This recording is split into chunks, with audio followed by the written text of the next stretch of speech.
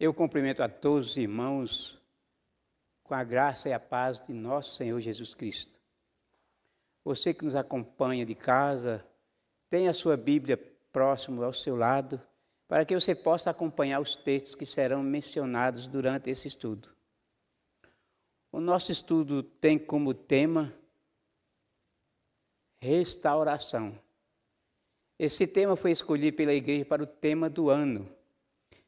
Como já foi falado várias vezes sobre restauração, eu quero apenas, nesse estudo, fazer uma série de estudos sobre o tema. Hoje é o primeiro estudo e eu agradeço a presença dos irmãos e de todos que estão nos assistindo de sua casa. Que Deus abençoe a todos. Então nós vamos falar um pouco sobre restauração. Restauração é algo que realizamos a partir do que possuímos, do que temos. Quando lemos o Salmo 126, no versículo 3, diz assim: Salmo 126, versículo 3. Com efeito, grandes coisas fez o Senhor por nós, por isso estamos alegres. O texto se refere ao povo de Israel que voltaram do exílio e voltaram louvando a Deus e ministrando ou testemunhando as bênçãos que Deus fez com eles ou para eles. Com efeito, grandes coisas tem feito o Senhor por nós, e ele continua dizendo, por isso estamos alegres. A alegria, irmão, ela é dada por Deus. E todos nós devemos nos alegrar com as bênçãos que Deus tem feito por nós, assim como o povo de Israel. Quando falamos de restauração, nós devemos lembrar de que ninguém restaura aquilo que não tem. Se há restauração, é porque há algo que precisa ser restaurado. A Bíblia fala de dois processos maravilhosos de restauração. O primeiro se encontra aqui em Salmo 123, onde o povo se alegrava pelo que Deus havia feito com eles. Mas se você observar, nós temos também na Bíblia o caso de Neemias. Só que não podemos confundir restauração com reconstrução. Restauração é algo que está construído e que precisa ser restaurado. E reconstrução é algo que foi derribado ou destruído, que precisa ser reconstruído, como foi lá em Neemias nos muros de Jerusalém. Se você ler Neemias, você vai ver que Neemias, ele estava a serviço de um rei, e quando ele recebe a notícia de que Jerusalém estava devastado, destruído, ele entristece o seu coração e pede ao rei para que ele conceda-lhe autorização para a reconstrução do muro. E ele vai e faz ali uma reconstrução com o apoio de todo o povo de Israel. Então, irmão, restauração é aquilo que parte do princípio de que você tem algo que precisa ser restaurado. E reconstrução parte-se do princípio daquilo que você deve reconstruir novamente. Algo que já estava construído, que foi derribado ou destruído, que precisa ser reconstruído.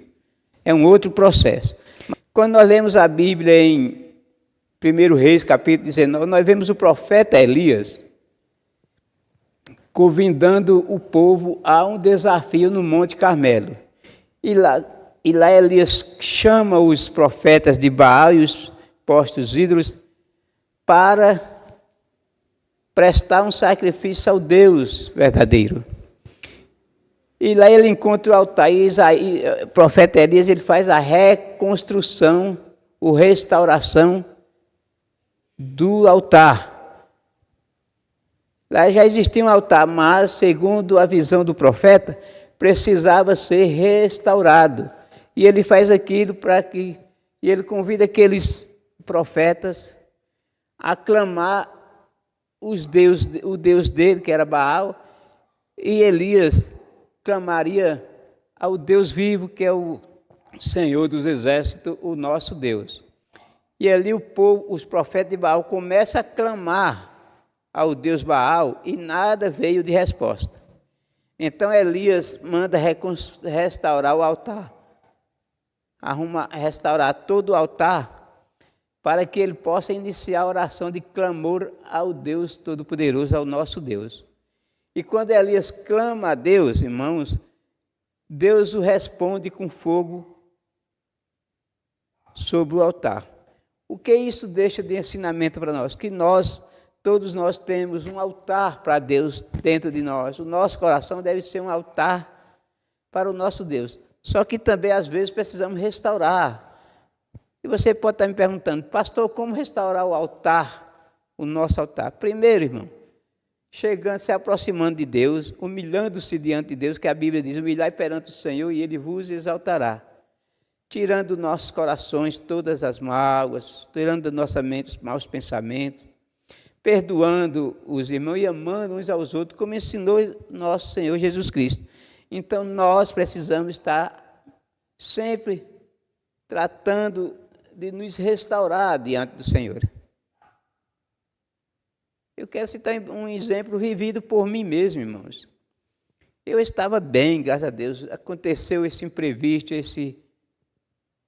que todos os irmãos já sabem.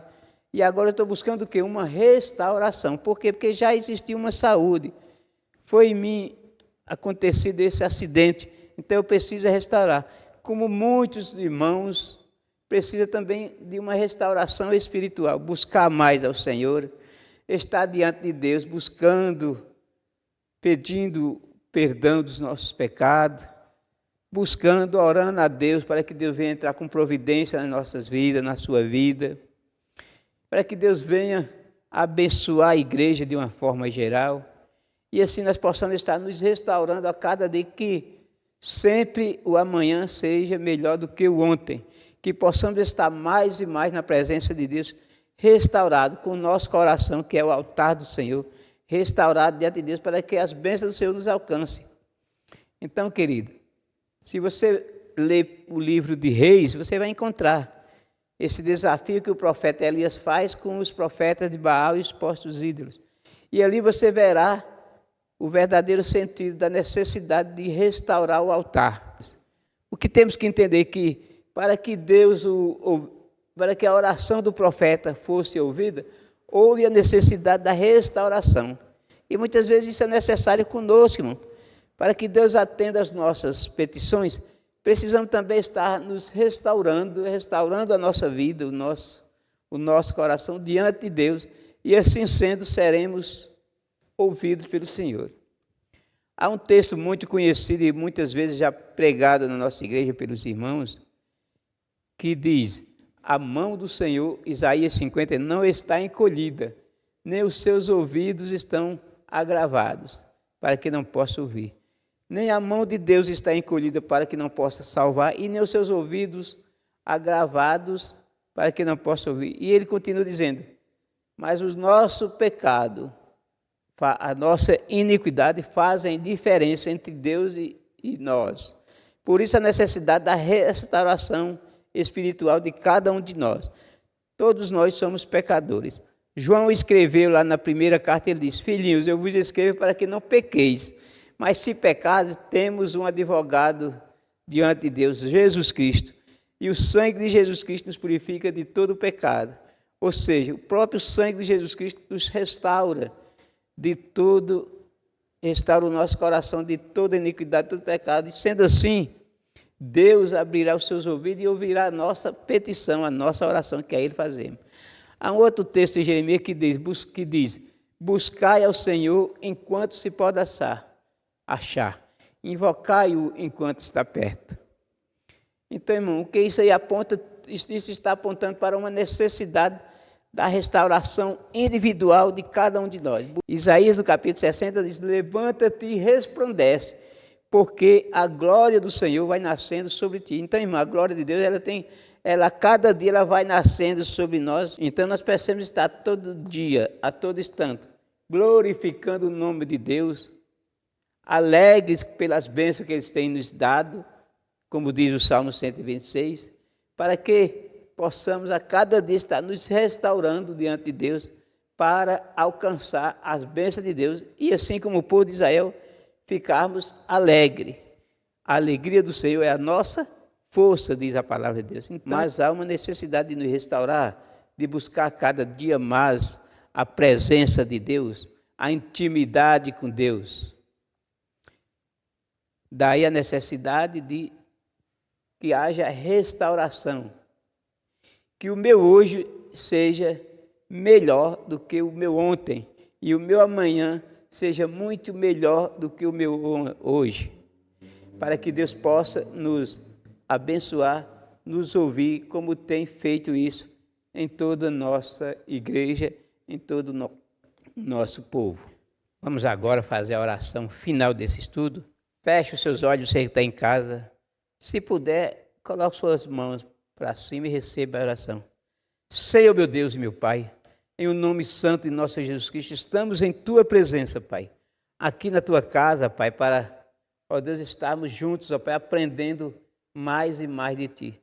Sabemos, ó Pai, que Tu tem poder, Senhor, para estar nos ensinando. Teu Espírito Santo que está conosco nesta hora, está nos ensinando. E, ó Pai, eu te peço em nome de Jesus, por todos que estão nos acompanhando dos seus lares, que o Senhor derrame bênção especial sobre cada lar, sobre cada ministério desta igreja, abençoando a cada líder de ministério.